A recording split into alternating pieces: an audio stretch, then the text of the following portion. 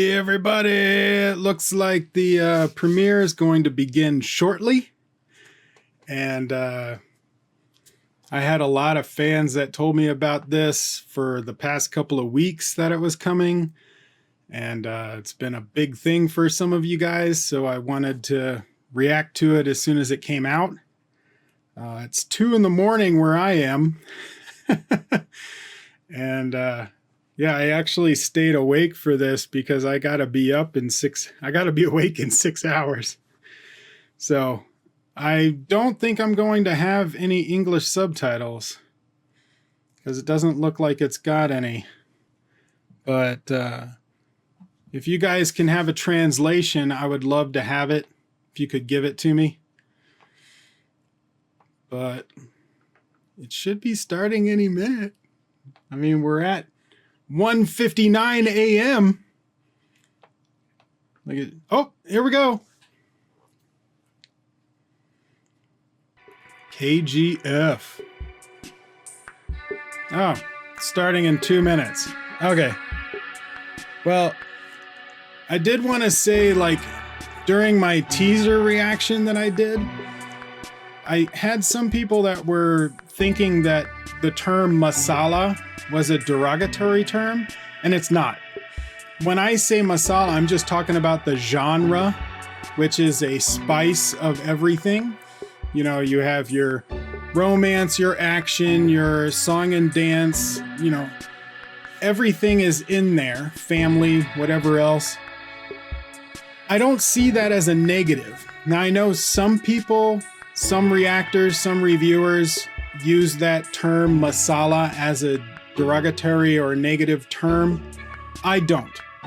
So don't take me saying masala as a negative thing. I'm just referencing the genre, just like I would sci-fi or action or comic book movie or whatever else. So, less than a minute. Man, a minute goes by really slow when you're waiting for it. I'm kind of excited. You know, you guys have really been wanting me to see this. It's got Yash in it. And there's a lot of fans of Yash. I've been getting messages on Facebook. I've been comments on YouTube. People sending me links on Twitter, tagging me on things. So it's been much appreciated for all of that, but much anticipated. Here we go. 10 seconds. But again, oh, wait. Yeah, I do. I have English subtitles. Here we go.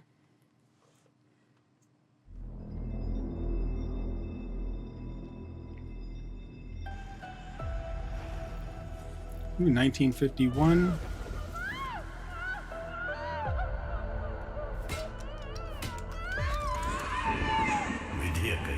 Polar Goldfields, KGF.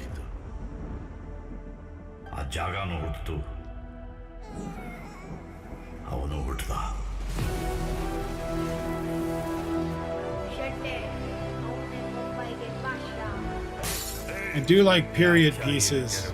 I like the cars that were in there. 1978. When he's grown up. Rocking star Yash.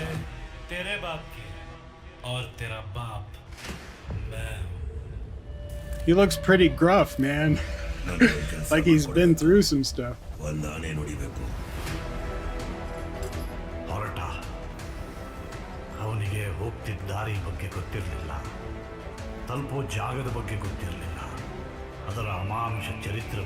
little bit of shaky cam, but I think it's part of the style. That was a great lighting shot. I liked that.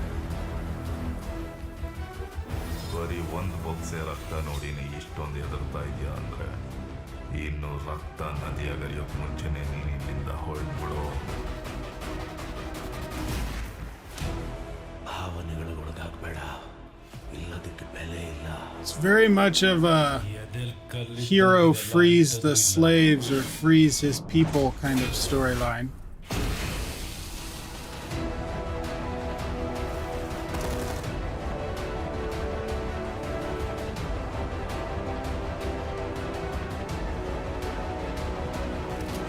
Wow, the color schemes change depending on the mood and scenario. That's interesting. I like that. It's not one standard color scheme.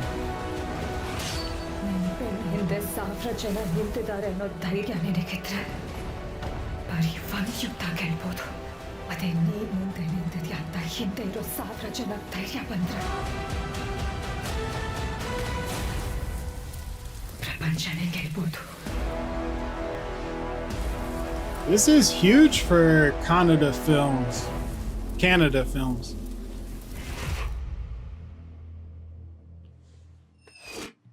Nice.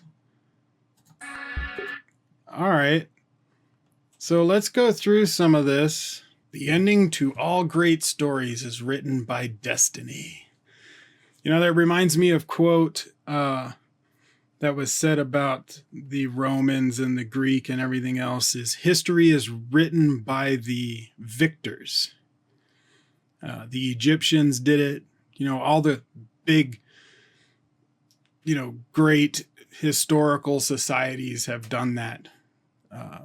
All history is written by the victors. And then kind of, you know, present day, we've had to figure out what true history was. But I do like that all great stories is written by destiny.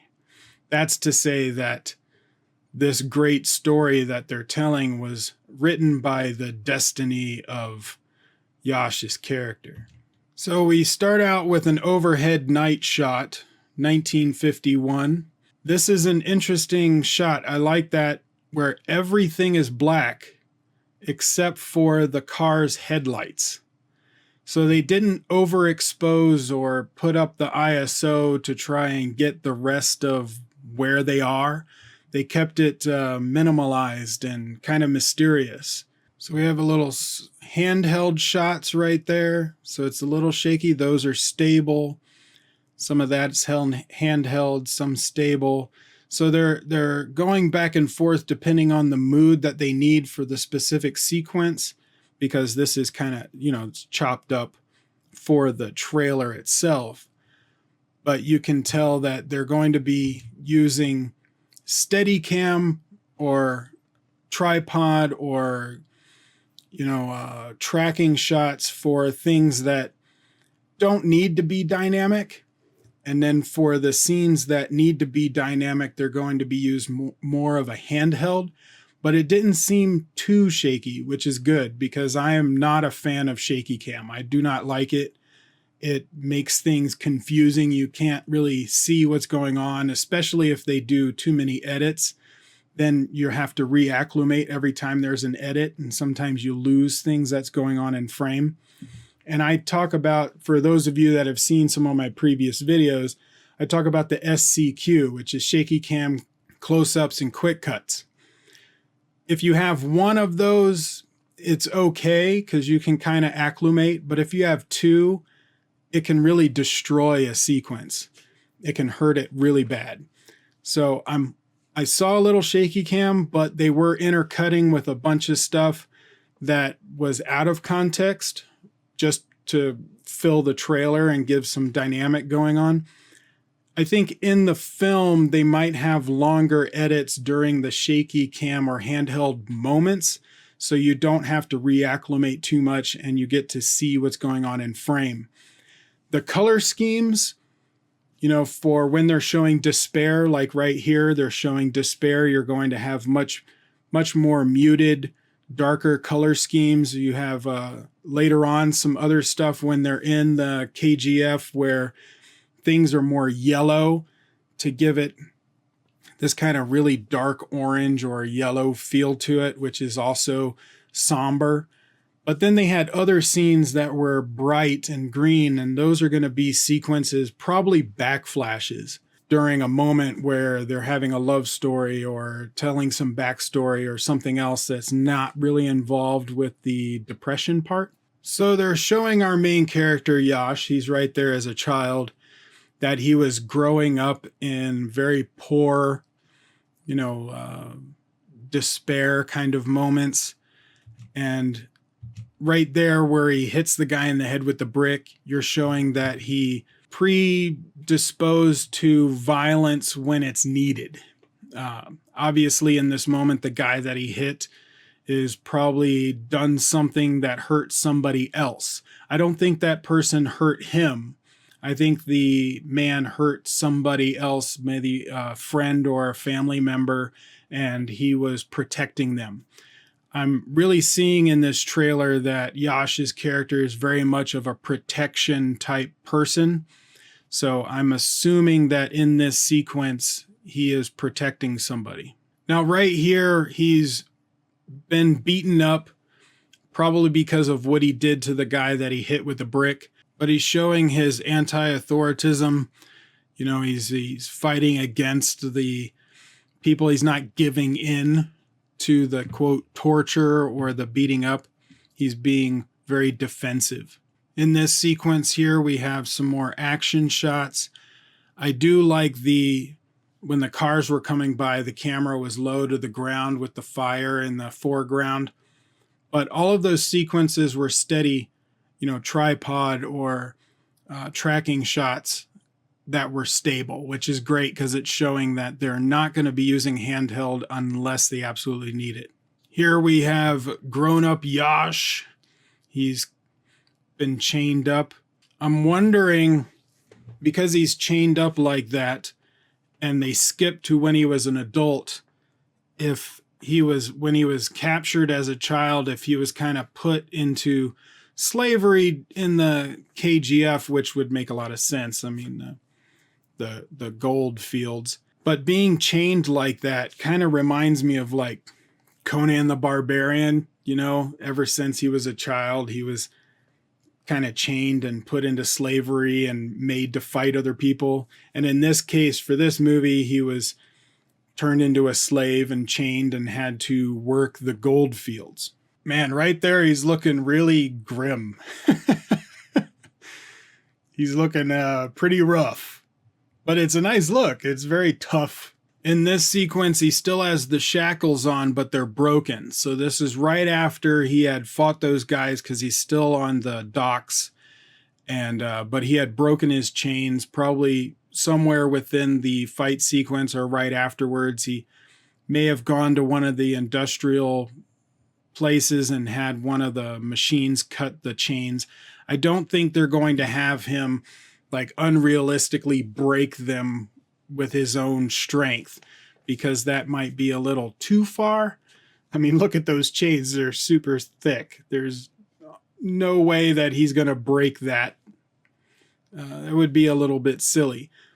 But if he, had them snapped off somewhere, it would make sense that they're still on his wrists. And it just looks really cool in the slow-mo. He's like, oh, those boats, that look cool. See, this is what I like about period pieces. When you have things in the background, you have your location shots, the cars, especially the cars, costumes, the way that everything looks, it has that feel of that era. And good period pieces have a lot of little details as well, like things in the background on a table or on the wall, or things like lamps and shades and things like that are all going to be a part of the period. I don't know if they're going to have too much of that, but right here, I mean, look at that car. It looks great. Now they have some like not shaky cam, but kind of post-production shaky with some out of focus shots. That's a bit odd, but fits with a style that they're going for. I don't think it would be too distracting because it's not a quick cut. You're able to acclimate to it. That's a cool shot with the gold fields. You can see a lot of the yellows and saturated colors to kind of show the depression of the location. That guy was probably killed for not working hard enough. and he's getting angrier and angrier, wanting to free his fellow peoples. That's a cool framed shot. I like the fire with the natural light. He's silhouetted against it. That just looks really cool. I mean, that could be a poster right there. The scale of that looks great. Now, it looks like it's a practical set. That doesn't look like it's a CG or matte painting in the background. And they must have a lot of extras that were involved with this film. They obviously have the amount of people to do it, but to organize that many extras, that's got to be difficult. But that looks great. So here we're going back to a more natural color scheme. You've got more brighter colors. The saturation is a bit higher. The contrast is like 1 or 2 notches above. And it's really showing more of a rich area, you know, wealthy money-wise. She's probably the daughter of a politician. Here we have a red-colored, like, neon shot, which kind of looks like maybe the outside of a club during a night shot. He's got a gun. Assuming he's probably a part of a gang. I don't think he's the like gang or mob leader, but he's probably like the second hand man, or you know, the guy that the muscle or whatever that's really protecting everybody. Here we have another colorful shot. This is probably going to be a part of the backflash along with the scene we just saw with the girl walking. I really do assume that these shots are going to be backflashes. I don't think it's going to be forward in the story. It would be odd if it was. But they might go that way, I'm not sure. This red cape with an overshot, oh, that looks cool. I really like those kind of shots. You get to see the flow of the fabric and everything. It looks cool. Here we've got more of a fire. They're trying to show the power of the guy in the center. He might be the leader because you have the guy on the left. He was the person we saw in the red neon shot. So he's probably the second-hand man of the guy we see in the middle, who's the mob boss or the gang leader, or maybe the guy that runs the KGF. So we have some of the slow-mo action that you see in a lot of masala films, which again is not a bad thing. But what I like about this is they silhouetted with the sunset in the background. And so it's not totally clear, you know, it looks shadowy. You've got the smoke or the dust in the air from the KGF. It looks really cool. I mean, it adds an extra cool level to the slow-mo. You know, some people don't like it, but you got to admit the way that that is framed and filmed cinematography-wise, even though it's a slow-mo over-the-top action scene, it looks really cool. The director and the cinematographer is doing some great things with light. Like we saw the red scheme of the neon. We saw some silhouettes with the fire, with the sunset. Here we've got the sun coming down in a corner so you can get a little bit of lens flare. They're really using a lot of cinematic looks, and I'm loving that. I'm just hoping that they don't do it too much, because in this trailer we've seen a lot of great like overhead shots and slow-mo shots and silhouette shots, and those are awesome, but you don't want the entire film to be that. I think they're going to have most of those in this trailer just to get people excited. But if they did that through the entire film, it would lose its impact by the end. So I'm hoping that they sparsely put that in just as a way of highlighting a sequence or a scene. Here we have a large location shot, part of the KGF, obviously. And the cars coming through, those are practical explosions. Now, they're not close enough to the cars. I don't know what's exploding there. I don't know if it would really affect the cars that much, but cinematically it looks cool. You know, this shot is really showing like his defiance. He's holding the chains. He's not shackled. His fists are wrapped up. He's ready for a fight. Chapter 1. So I guess this is going to be a multi-part series. I haven't heard anybody telling me about that. Is it going to be a 2-part series, kind of like Bahubali, or is it going to be a trilogy? If you guys know, let me know in the description below, or in the comments below. Here again, we can see the scale of the sets. I mean, look at how many extras they've got in there, and that's a great looking set.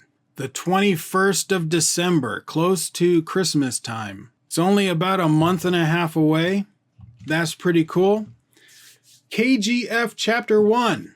So yeah, let me know if they're doing a 2-part series or if it's a trilogy, or maybe they're just trying to see how Chapter 1 goes and then they're going to write the other movies. I would think if they do a multi-part series where you have chapters, it would be much better if you have your entire storyline pre-written. So I hope they already have, if it's 2 chapters, they have that written as a 2-chapter saga. And if they have a trilogy, that it's pre-written as a trilogy. You know, I don't want them to do a chapter 1 and leave it open, and then if it does well, then they'll write the other chapters and decide if it's a 2-part or a 3-part series. I would much rather have them already mapped out the entire story arc. But it looks really cool. I'm impressed with the cinematography. It looks like they spent some good money and they know where they wanted to spend the money. I didn't see any CGI effects. I saw practical effects with the explosions, practical sets, a lot of extras. Actually, I didn't see any CGI or visual effects with computer graphics, and that's really awesome. I love when films don't use CGI if they don't need to. If they can do it practically, they should do it practically. But what do you guys think? Comment below and let me know. Links to all of my stuff is in the description below. You can check that out. And I will see you guys on the next video.